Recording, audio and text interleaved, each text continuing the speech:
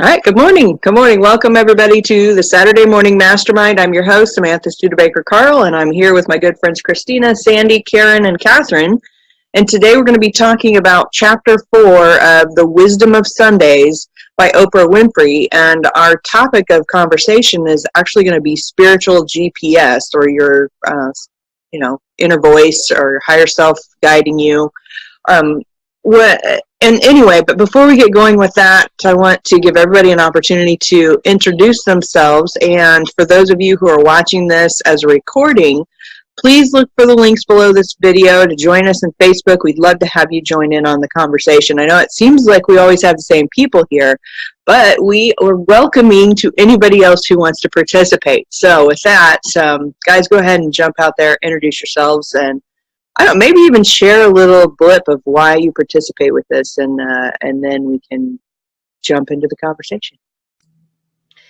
Hey, what's up, everybody? Christina Irvin here from Northeast Tennessee, and I can't even remember how many years I've been participating. However, I happened to find the group because of another friend who at the time was dialing into the calls, and I have stayed because I guess enjoy exploring life and spirituality and personal development in depth. And sometimes reading a book by myself, it's just me and my perspectives and my ahas, but I glean so much from talking with each of you about the chapters of these books that actually enhances my growth, if you will.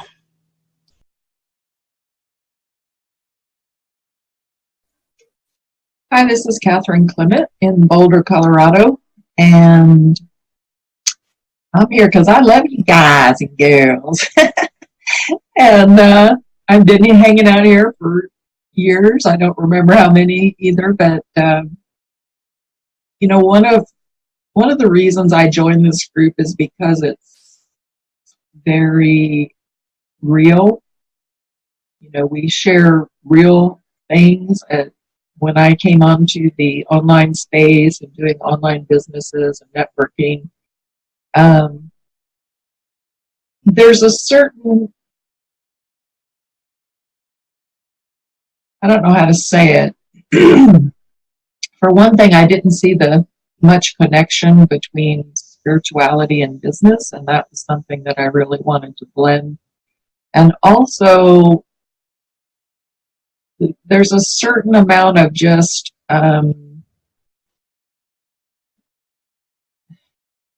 there's nothing wrong with positive thinking and keeping a positive mindset, but there's also a certain amount of just if I don't see that or I don't pay attention to that, it doesn't exist. Okay. Hopefully that will go to the right place. Okay, sorry, our recording stopped there for a second. Sandy, continue. I'm sorry, got cut off there. Oh, where was I cut off? I don't even know. I come here because you were offending Christina. Sorry? I said you were offending Christina talking about tank tops. That was in the beginning part. Anyway, yeah, I'm here because it's real. I can be real, my real self here, and no matter what's going on in my life. And it's always a great place to get reminders for things in life and hear different people's perspectives, because a lot of times can read a book and we understand it from our space, but then someone can bring a new insight and you're like, wow, I didn't even see that in there. So that's why I love it. It's always uplifting, and that for me is the most important. I always leave with a brighter outlook in my day and my weekend. So thank you, everyone.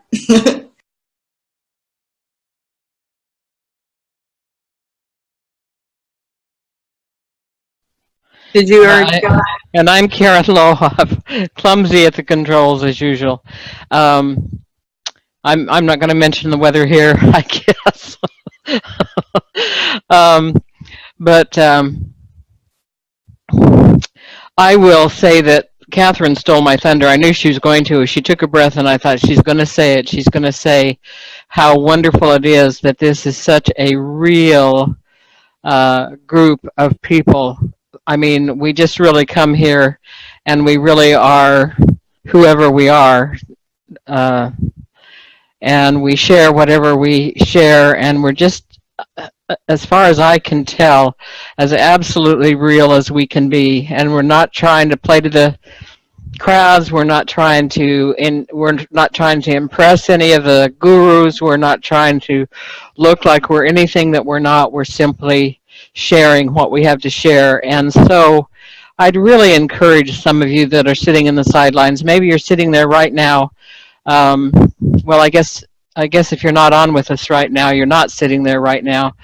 But if you're watching YouTube and you think, you know, this is a nice group, I would like to say some things. I have some things to say too. Get busy and get with us. Join us on Saturday morning. Get up if you have to. Do what you need to do, and get real. Get real with us. Thanks.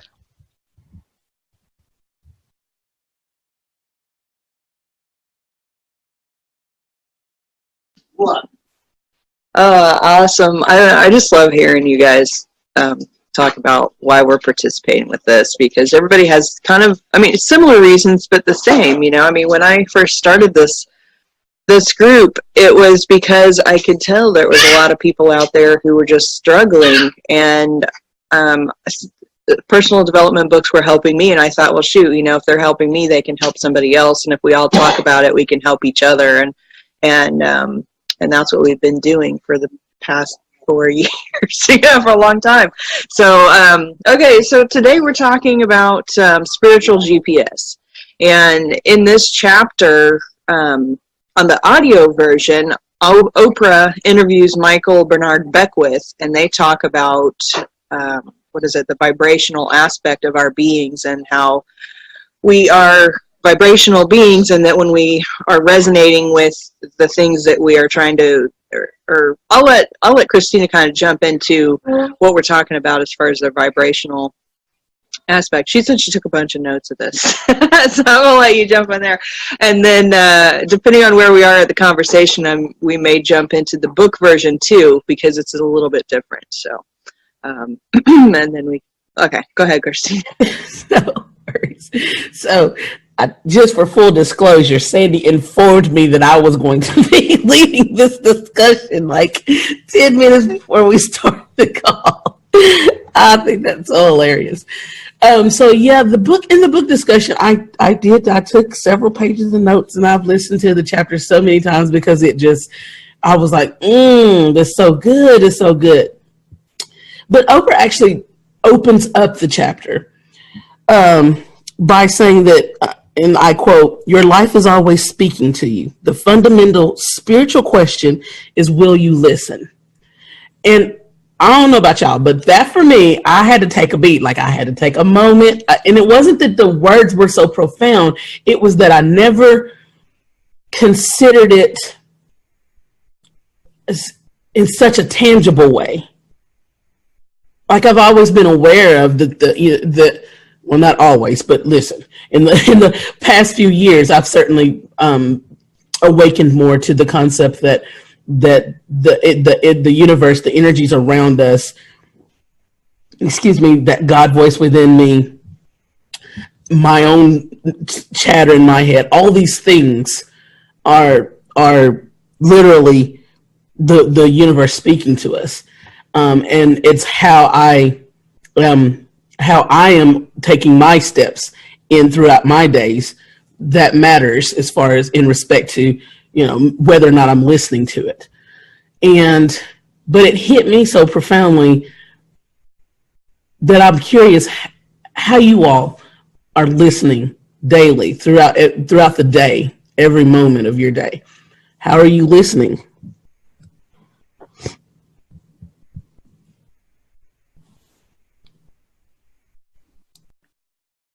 That's a good question. And I wonder if we're listening a lot of the times, you know. I think that for me, it's kind of, it's taken a long time for me to get to a place where I could actually listen to the things that are happening in my life and recognize it's some kind of a learning moment, if you will. Because for a long time I was just reacting. You know, things would happen and I would just react, either emotionally or physically or whatever. And I think we get kind of stuck in that just automatic reaction. It was like yesterday when I left work, I was in a great mood, you know, and I was pulling out of the parking lot, and I'm a cautious driver, you know, so I drive a little bit. I don't pull out super fast as soon as there's like the tiniest little opening in a gap of traffic, you know. I take a moment, I wait for where I know for sure that it's going to be safe and I'm not risking life and limb just to get on the road.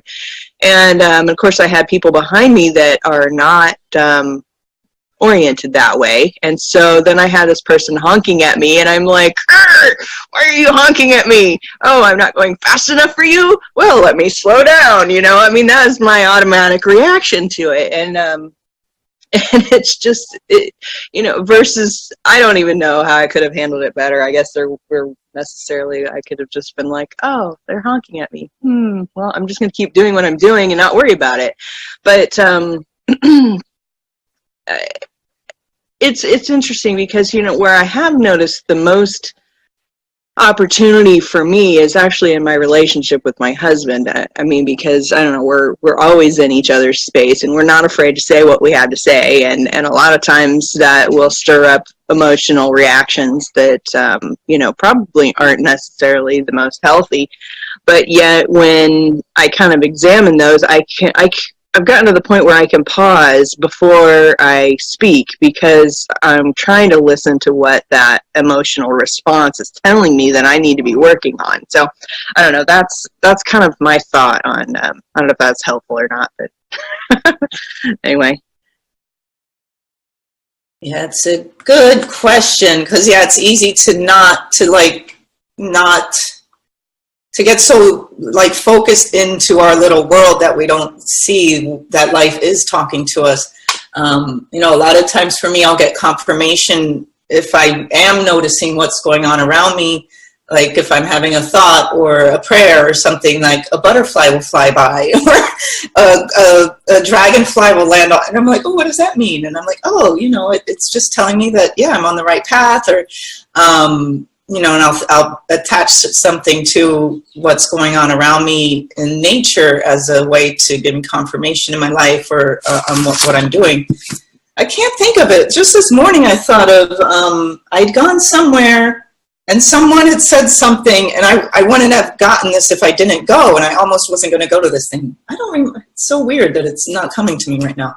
It'll come. But it's like also like when you're in the right place at the right time and you'll hear something, like somebody will say something and you're like, wow, if I didn't come, I wouldn't have heard this. Or it's like exactly what you needed to hear in that moment. And I think that's life too. Speaking is like just the people that we surround us with always have a message. Even if we don't see it or hear it, there's like, if we're really receptive and open, yeah, there's really everything all the time. Every second is speaking to us. And the more, I think the more we're in love rather than fear mode, we are receiving what we need. If we're in fear, then, you know, we can't block it off, or we can't see it. Like moments where I've been closed, like maybe that butterfly flew by, but I didn't even see it because I'm just like, blah, blah, blah, this sucks, you know. But if I'm open, then it's like, I see the magic, and it could be okay, maybe I'm going through a hard time, but there's still that magic that's talking to me and guiding me, and there's always like this, it's like this, there's this love. It's just like every particle of the universe is speaking in love, and if we're open to it, like we can always be receiving this love and this guidance. That's my piece. Go ahead, Karen. Oh, I'm sorry, Christina.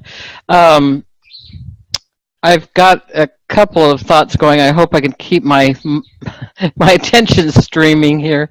I guess I've recently noticed that I am thinking about vibrations. This is because I've been listening to a particular individual that I'm learning a lot from I'm thinking about vibrations in terms of in and out of the veil.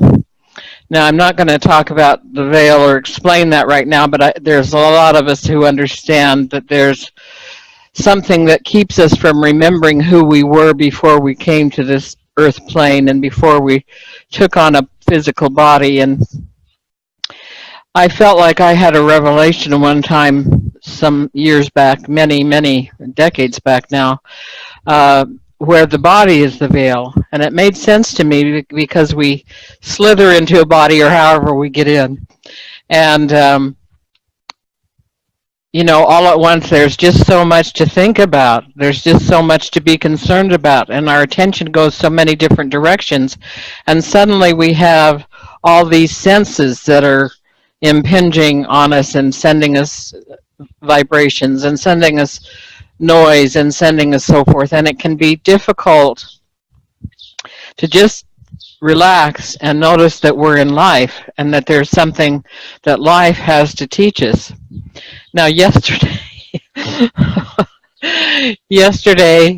I spoke with a friend who shared a quote with me, and I'm going to butcher the quote so nobody will recognize where it should come from anyway. And I didn't get the person's name, so, but hopefully you'll understand what I'm saying. When we have negative experiences, they are like a wild hare in the ass of humankind. And I was thinking, you know, I am further from taking the understanding and grasping the meaning of life or whatever life is trying to tell me if I am taking on a negative connotation to what's going on. It's like I feel an interruption by the negativity. And so my vibrations are definitely this side, you know, the human side of the veil in that instance. So I hope I've made a little bit of sense there. Yeah, and it's like everybody's response so far we're like going all the way into the chapter. We're not even easing into this discussion. We are just diving in. So it almost makes it like we have to work backwards from the conversation in the book in order to catch everybody up who's listening now or listening on the replay. But that's okay because we can do this. We on the fly. We can adapt. Let me kind of bring the discussion back around because we've had many mentions of vibrations, and so I guess I want to catch everybody up so that we can kind of move forward. Now, starting out in the conversation and the book, Oprah's setting us for her interview with Dr. Michael Bernard Beckwith, and she's giving the metaphoric example of a GPS. And do you know how when you set your GPS and it's got you set your coordinates and you're on your way on your course, and you know your way on your course. The GPS knows, like it knows the technology. It knows where we're going. You ever notice that it tells you, oh my gosh, like you're getting ready to come up on a lot of traffic. You might want to detour this way. And it tells you this is the fastest route. This is the shortest route. It tells you how much further you've got to go, how much longer your trip is in respect to how fast you're traveling. Like this GPS is just freaking all knowing. And if you take, like I've thought about it in some moments, and I feel like this thing knows too much. That's another discussion. But Oprah's introducing this a spiritual knowing as our GPS, and just like you have your GPS when you're courting, you've got a course that you're on. It's on the entire way. You know, even when you turn off to get some gas, the chick on the daggum GPS starts saying recalculating because you went off course, right? And she gets on my nerves. But Oprah always says that life speaks to you in whispers, and that for her, wisdom is recognizing the moment when what you know aligns perfectly with what you feel. And I wanted to just say that really quickly, because in the previous weeks, we've talked about setting intention and taking action, checking in with our intention, and being in integrity with our intention. And I just wanted to kind of point out that, because when you think of wisdom, most people think of some wise old sage in the community, right? That's been through all this stuff, and they're sitting there with a wooden stick and something to drink, and they're, channeling all this wonderful stuff. But I want to make sure that each and every one of you understands how wise you are just by being clear on what your intention is, and just by aligning your intention with what you're thinking.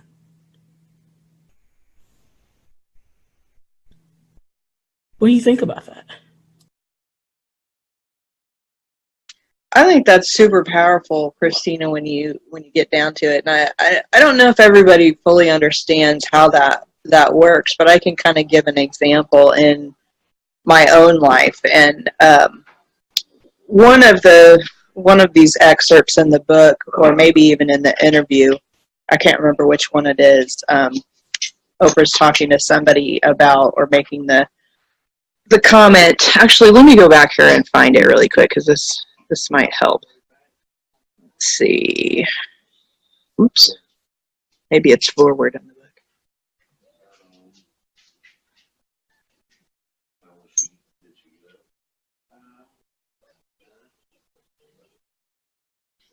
book. Okay.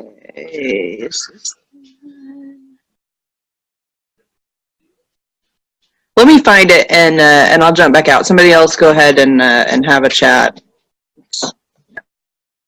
Karen, Catherine, what do you think about the fact that we're actually quite wise when we're just in alignment with our intentions and what we're thinking?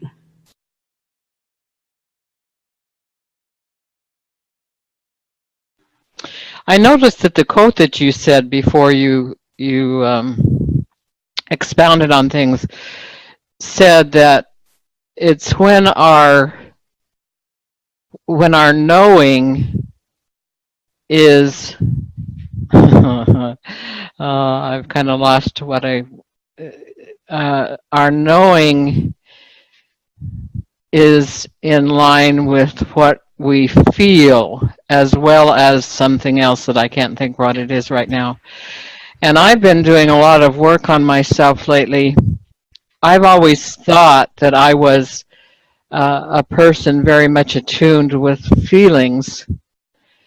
And I've realized that, like many of my lessons in life, I'm becoming aware that the opposite of what I thought was true is more likely true.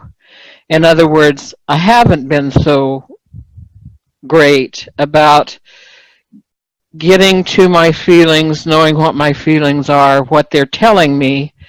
And so if part of my alignment has to do, my feeling like I'm vibrating with the universe and with life and so forth, has to do with my feelings, with being on point with my feelings, it might be a little bit more rare than I had imagined before. And I need to take some note about that. And definitely for me, I need to do some writing, which is like excavating deeply. Well, Karen, would you agree that, and this is where some of our previous conversations come in, and I'm so glad that you offered that, because would you agree that doubt, guilt, shame, worry, fear, all of those things, judgment of the external world, can make a person kind of judge or even miss the God voice inside us of what we feel, and make us doubt what we feel. And so in so many ways, we're taught at a young age, and it's just perpetuated all day, every day, that what we think, what we feel isn't right. in accordance to whatever the standard is of our society at that moment. So do you think that it's possible that those have come into play more than you think? I do, and I will confess now openly, because this is something that I think many of us think that we have kind of, as a society, merged beyond needing to think about or learn about. But I think that's the codependency, or at least that the studying that I'm doing with the people that I'm studying with right now are calling it. It's a codependency. You see, I never intended to be a bad mother or a mother lacking, but I have been exactly that. Largely because I didn't get a lot of the things that are required for us to know how to separate out. It's like strands, you know.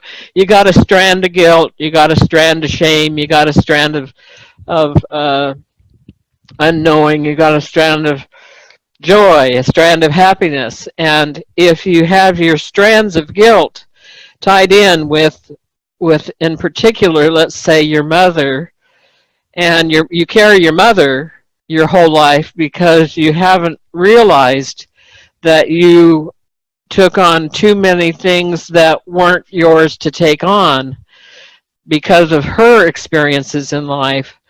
They really muddy. I think they muddy our ability. It's our ability to take what life is telling us, because we do have to get down to where we are, who we really are, not enmeshed, but who we really are as ourselves.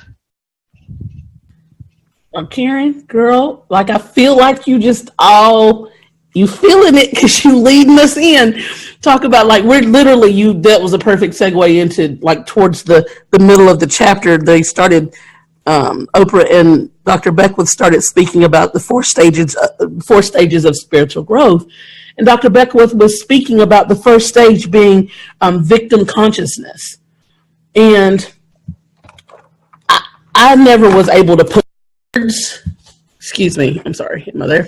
I never was able to put words to it, my feelings about this matter, but like what you were saying about the codependency and things, I do agree that codependency and things exist. For me, though, I think there's a little bit of a danger in how teachings of codependency are presented, because they keep us focused on that external world and the external influence. And it kind of keeps us in a victim consciousness state. For me, and not in any way judging anyone else, but I'm saying for me, I can't embrace the way that it's taught so much today. And Dr. Beckwith gave a really good clarity for me when he was talking about the victim consciousness, because that is the state. And this, again, is the first stage of your spiritual growth, is that point that you start to realize that everything that I'm thinking and feeling, the thoughts that dominate my mind, the feelings that dominate my soul most of the day, is all based on what has happened as a result of the external world's influence on my life. My daddy did this. My mommy did this. I was abandoned at childbirth. We were poor. We didn't have this. Nobody gave me that. And everything is pointing out to the world that the reason that my life is shit right now is because the world gave me shit to work with. Not that those things are not true, but it's the energy that we're giving those things that matters in the discussion. And so when he brought up that Fanny Hamer quote that I just got sick and tired of being sick and tired, I know for me personally, when I broke to my lowest place and started experiencing my biggest growth in life, spiritually and emotionally and mentally in all these ways, It's because I got so sick and tired of being sick and tired. And that's the point, at that very moment, when we're open to receiving, right? And we can't grow anymore. We can't have any more consciousness. The notion of understanding vibration in a tangible way is, forget about it until we're opened up to receive. Wouldn't you agree?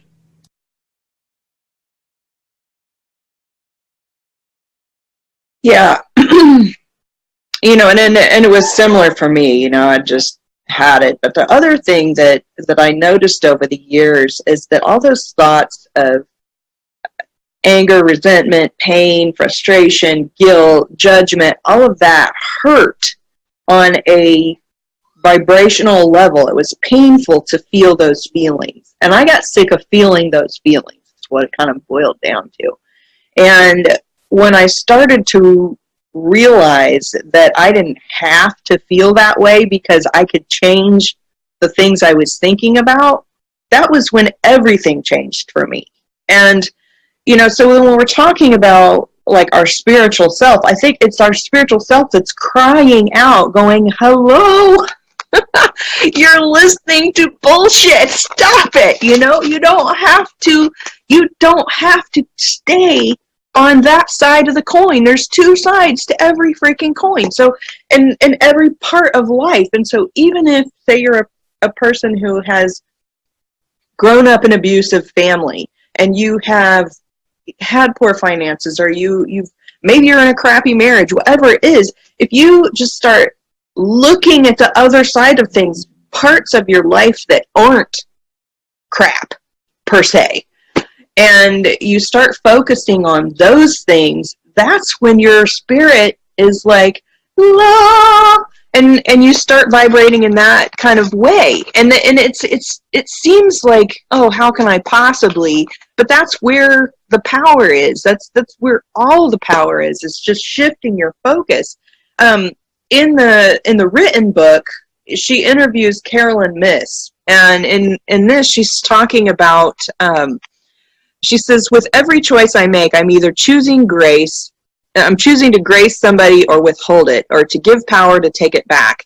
If people understand that with every choice, I'm either going to learn from this or I'm not. And of course, you could look at this also not necessarily as learn from this.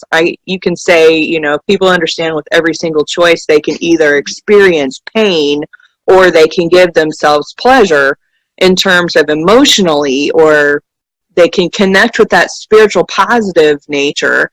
Then Oprah says, so every single choice we make is either going to enhance the spirit or it's going to drain the spirit. And when you feel like crap because you keep talking about all the crap in your life, you're draining your spirit. You're draining yourself. You're drawing yourself down and down and down. Whereas when something happens, okay, and I'll give you an example. At work the other day, I got frustrated about some stupid thing that happens at work. I work in retail, so there's a lot of frustrating things. And I started getting annoyed by this thing that keeps happening. And so I went over to Adam and I was like, okay, I need to complain about this, and I told him my complaint. And then instantly after I said it, I was like, wait a second, I'm going to find 3 things that I'm happy about today. And so then I listed off 3 things that I was happy about, and I instantly felt better. And I was like, why am I focused on this bullshit? I need to focus on this other positive stuff. And once I did that, I felt better. And and one of the things that I was going to talk about earlier was this aspect of it is, and let's see, I think it's in the same section where Oprah's talking about, okay, you're at a job, you're really gifted, but you keep focusing on the fact that you don't get paid enough. You come to work every day feeling like I'm not really valued. Now you're telling yourself to feel this way. You don't just automatically feel that way. You're telling yourself to feel that way. And you keep saying to yourself, my boss is unkind. I hate these people that I work with, or I don't like these things that are happening.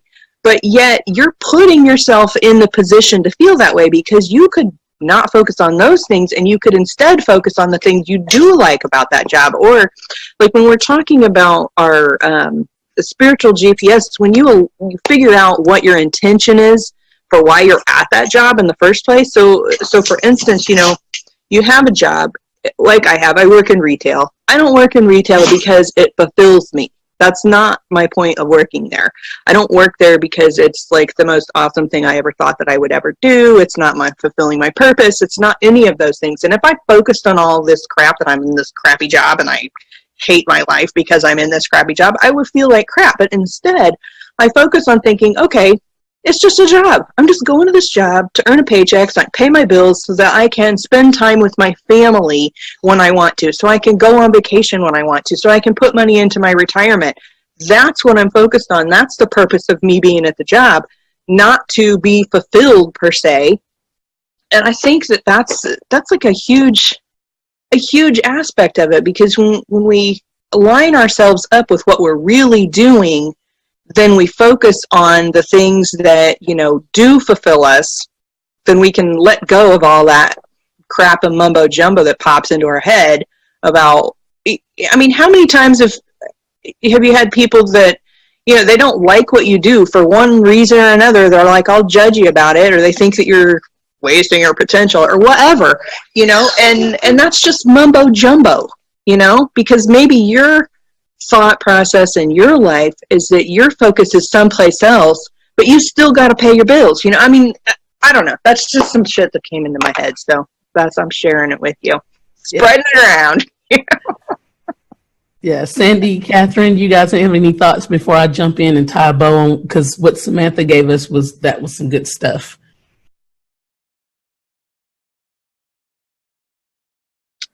No. Well, I think that emotions are, our angels talking to us, our guidance talking to us. Because, at least for me, usually if I'm feeling angry, or especially if I'm feeling sad about something, it's almost always a lie that I'm telling myself about something. And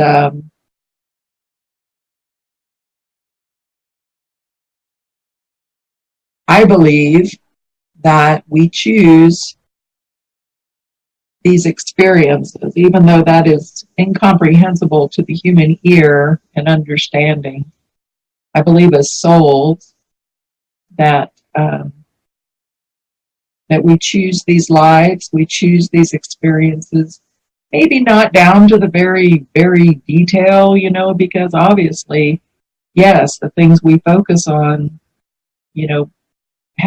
seem to have an effect on our physical reality and how things turn out. And even though I've been open since toddlerhood, I have yet to figure it out, because sometimes I can think about something bad and it happens, and sometimes I think about something bad and it doesn't, and sometimes I think about something good and it happens, and sometimes it doesn't, and sometimes it's, I just call it God's timing, because I don't know what else to call it.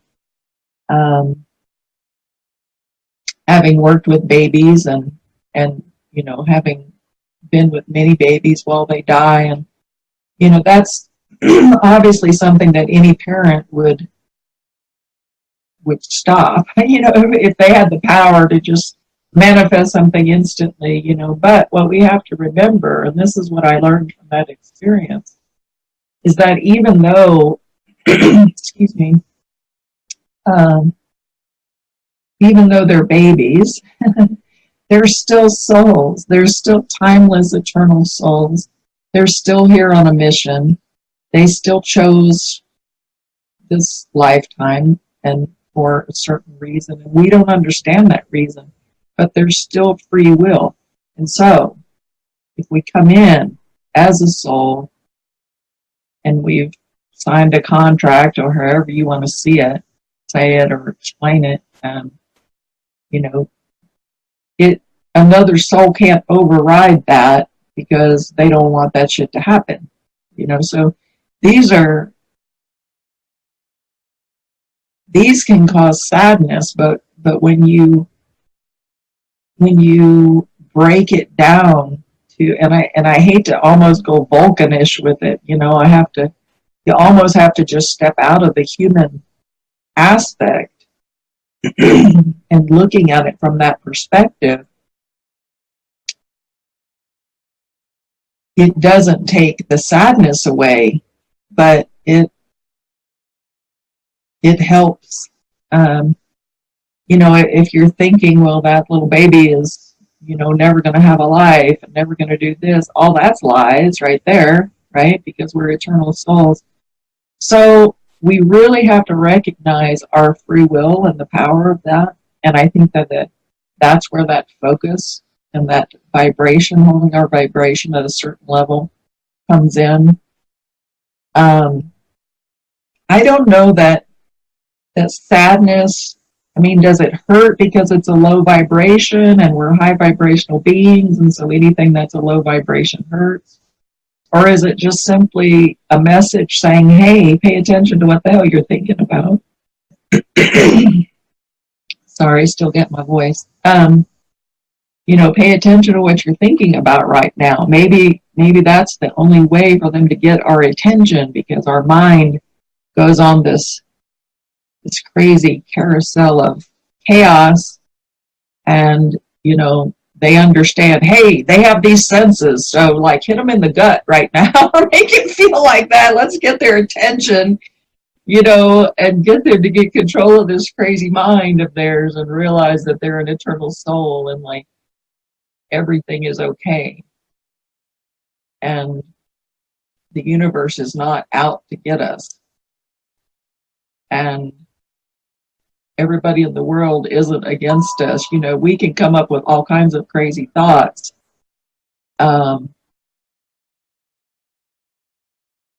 do know that my angels, God, whatever, whoever is speaking to me and guides me, they do speak in silence. They do speak in whispers. It's always a very calm answer. I never have to question. That's one of the questions. Being an energy worker, I get people asking me questions about this stuff all the time, and that's a question I get a lot. Is how do you know if it's your guide speaking or you speaking? You know, like there's no mistaking, because their answers come from such a calm, unemotional space. I can be in the midst of rage as my human self, and I know better than to try to make a decision in that space, but I can be in that space, and even from that space, I can drop down, and I told you guys last week, I'll just imagine myself going in the ocean, because I'm somewhat of a mermaid, so I'll go in the ocean into that silence. And even with that rage up above, like there's a typhoon going on up above on the surface, I'm underneath and it's very calm, and I can hear those whispers. And there's no doubt when I get those answers from that space, there's no doubt.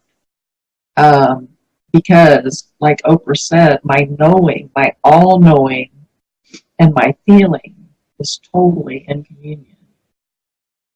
And there's never any doubt. Now, I don't always agree with my angels. You guys know I argue with them all the time. And, you know, I'll want something, they'll say no. Then all of a sudden they say yes. That happened recently, just, you know, causing major changes in my life. But it is from such calm space. I have no doubt. And I have no, you know, I don't know what's in the future, but I know that it's good for me, whatever it is. Like, I don't have any hesitations on taking action on what I was told to take action on. And I think if you're struggling, I mean, for me, and this may sound stupid, but even if I'm like in a store and I'm trying to decide whether to buy something, if I have hesitation, I don't buy it. Like, if you have hesitation, there's something they're talking to you, so pay attention. And but when you get when you ask and you get those crystal clear, silent answers that only like your telepathic mind and heart can hear and feel, you know it. There's no mistaking that.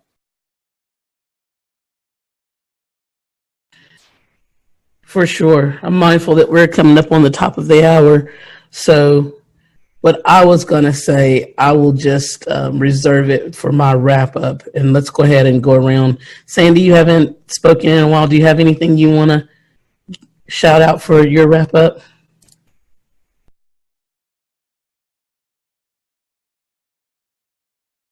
Yeah, when Catherine was speaking, I also thought about the idea of surrender, because I can find that my human self can get so caught up in emotion while maybe my angels are talking or my intuition or something, and I'll get those whispers, but there's almost like this struggle where I'm like, it's almost like wanting to hold on to whatever the sadness, the anger, whatever I'm going through. But when we can surrender, it's like it's allowing that intuition or whatever, that whisper, to be able to come to actually fully receive it. And I mean, we have to go through our emotions too, but I just was feeling like, because this happened to me last week and I was going through a sadness thing, and my intuition was saying something, and it kept repeating it. Like it was almost like something was whispering this repeated phrase in my ear, and I'm like, okay, why am I going into this despair when something's telling me there's something greater for you? And the way they were saying it, it's like, I'm not going to share exactly what it was, but there's something greater for you, something great. And it was like, as soon as I surrendered, it was like washing through me like a wave, like there's something greater, there's something. And it was just like this peaceful, just like, yes. And I was like, I just dropped the emotion, and I felt like I was in this, just so peaceful, and like that trust of like, yes, I hear you. I know, yes, there's something better. There's something better. But yeah, I find, there's always like that struggle as a human to like, let it go, let it go. So yeah, that just came up. So just thought I'd close with that. Great points. I mean, there's so much we could talk about on this subject. I mean, there's so much more that I could share, but yeah, I'll cut it off there. And just being open to just be open and look around. I mean, even for an hour today, I'd suggest this exercise just to like take a moment to just notice in your external world or around you what's happening. What are people saying? What leaves are fluttering by, or what butterflies fluttering by, or anything. What is the cloud shape, or and take some time to see what messages maybe you can notice around you today. It's a good exercise and lots of fun. Thank you, everyone. Great conversation. And Karen, do you have anything you want to add? I'm thinking that perhaps one of the reasons that so many of us enjoy getting together on this Saturday morning mastermind and feeling like it is so real is because what we do and what's important that we share is our real selves, as closely as we can get to our real selves, instead of talking about things that we need to do differently. And I'm talking about the rules of business, and I'm talking about, how we need to go out and make things happen and all that kind of thing. We're talking about, what are we learning about ourselves? What are we doing about ourselves? And I remember this really strident desire that I've always had to have in this ideal relationship that I still hope someday I will experience with a man who can love me as the person that I am and whom I can love. And that is, I've always wanted somebody who cared about how I felt and how I what I thought. And when Catherine was talking about how our guides use our emotions, I had thought that that was a need that I needed from somebody else, somebody in my future, somebody that would be perhaps more meaningful than anybody else. And what I realize is that I need to understand for myself how to ask me, what do I think? What do I feel? And use those to guide myself better in my own life, and to recognize the guidance that I receive from those that I tend to call my mastermind of invisible counselors. I appreciate this so much, and I appreciate everyone that's here, and I appreciate those who aren't here, that we've enjoyed their snatchettes of thought and feelings, and hope that they'll come join us again, and that those of you who listen to this will seriously think about being a part of us. Thank you. Samantha, did you have any more that you wanted to?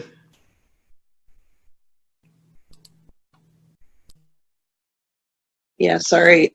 She was trying to climb over the arms of the couch and the chair to get to me with the big old gap there, so I was trying to pay attention to that.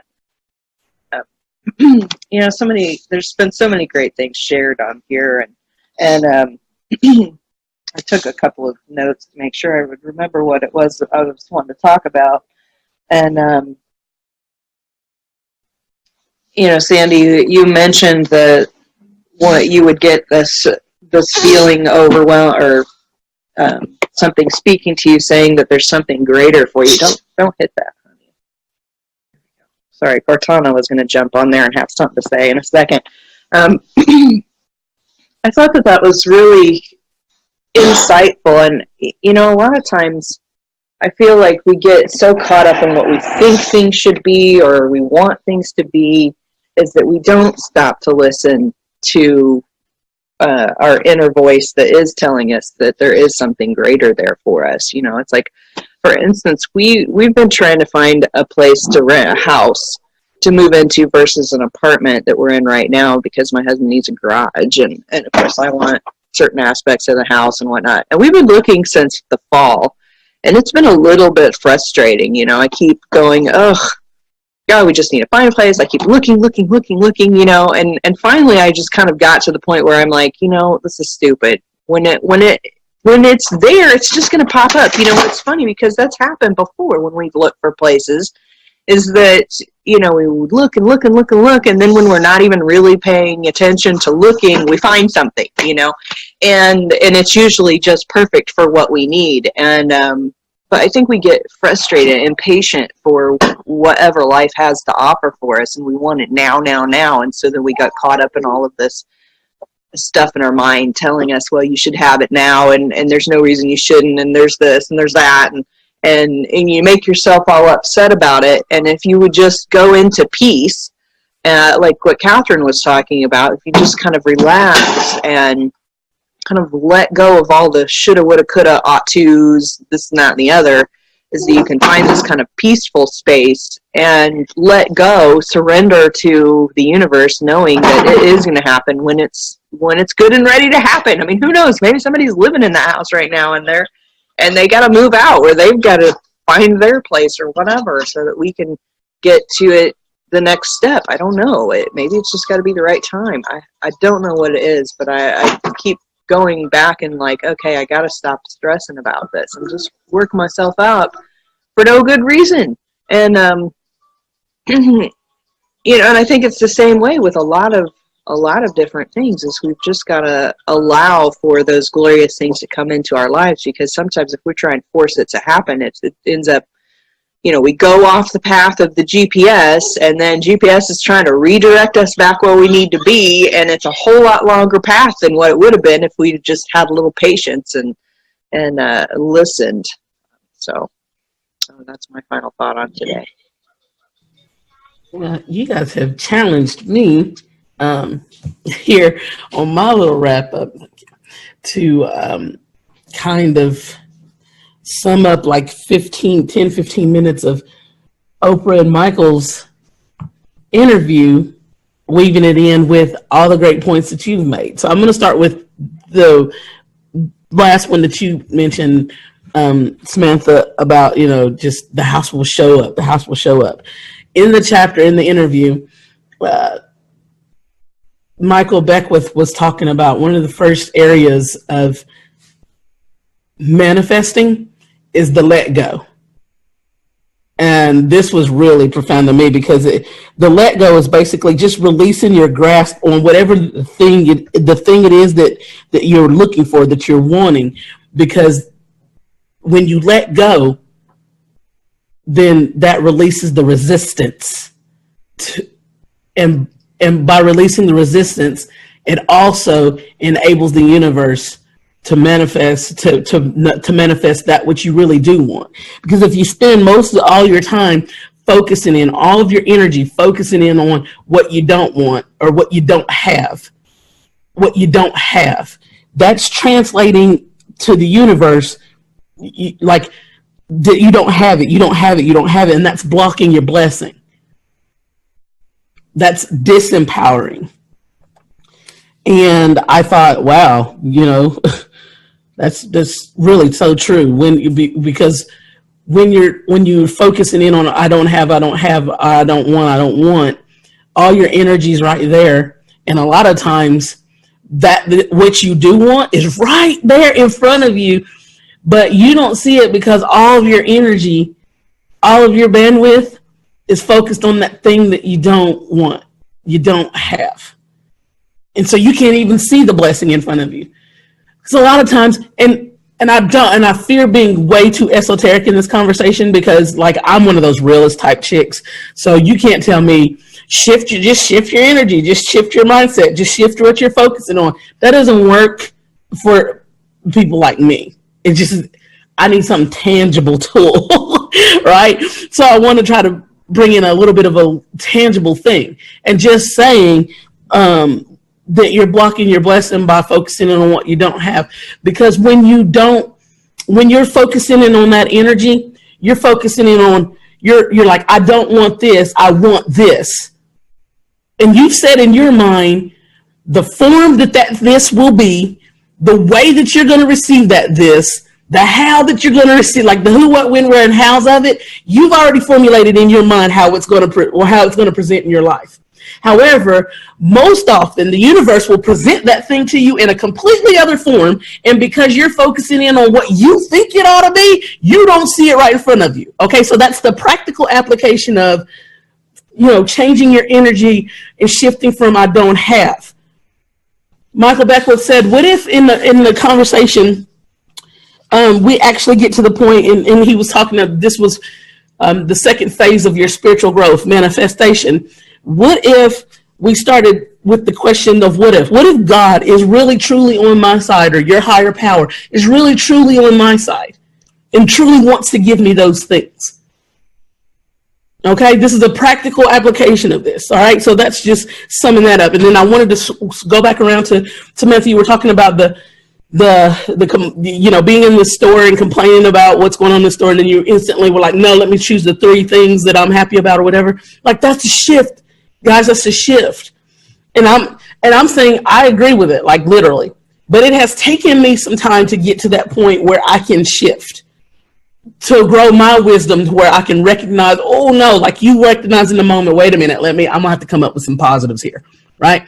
Well, it's taken me a little growth time in my wisdom to get to that point. And that's because for so many years I've been listening to all of the gurus and these trainings and all this personal development say, shift your energy and don't focus. That's not practical to me.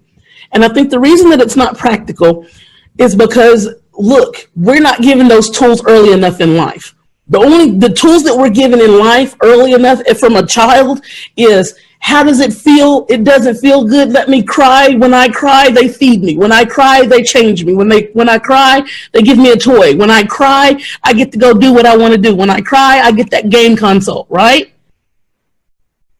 So our tool from early on in life is what doesn't feel good to me. I respond in this way, and now I'm rewarded with something that feels good.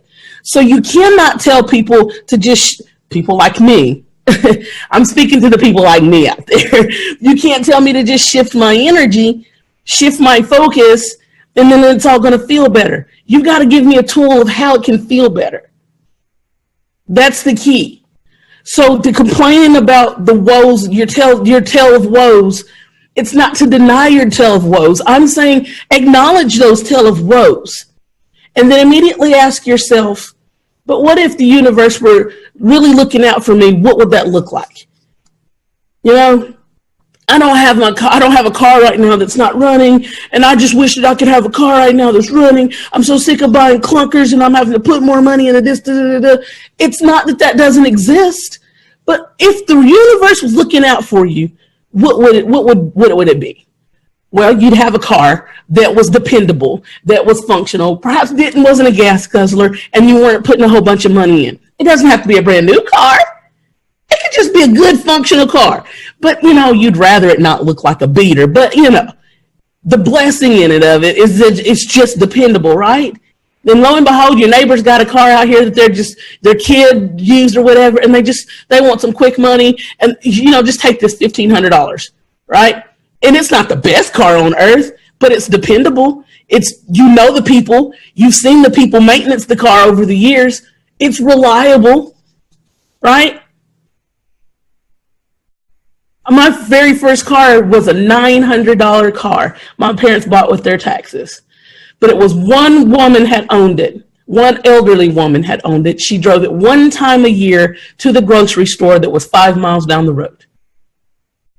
Now, my friends were getting all these new Jaguars and Camaros, and back then it was the Mustang 5.0s. They were the bomb, right?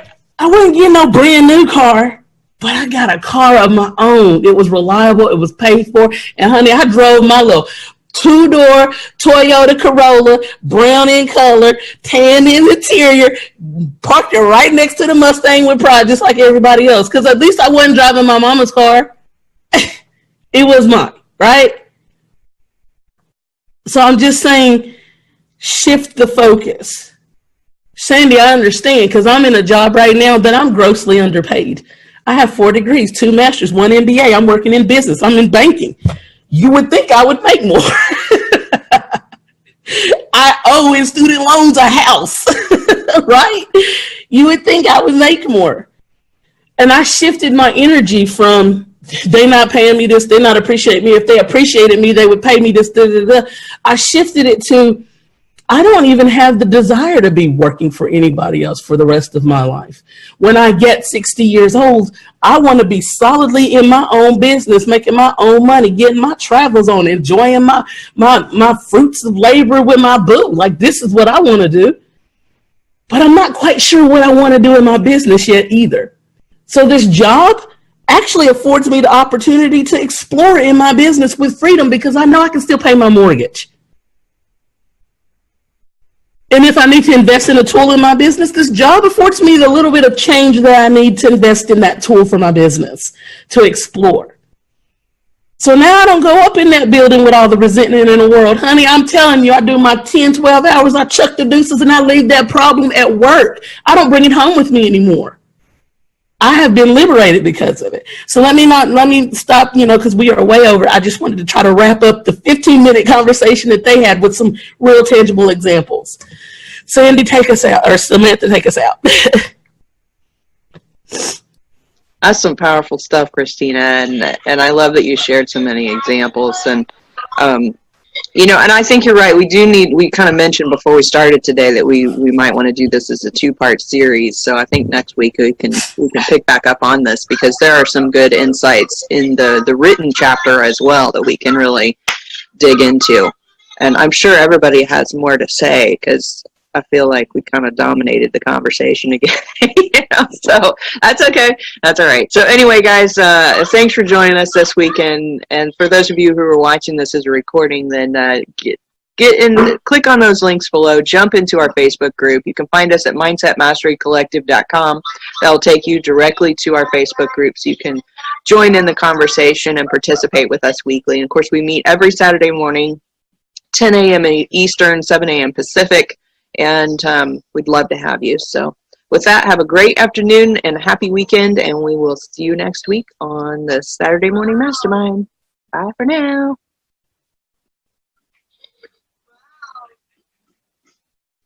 It's all you, Karen. You got to hit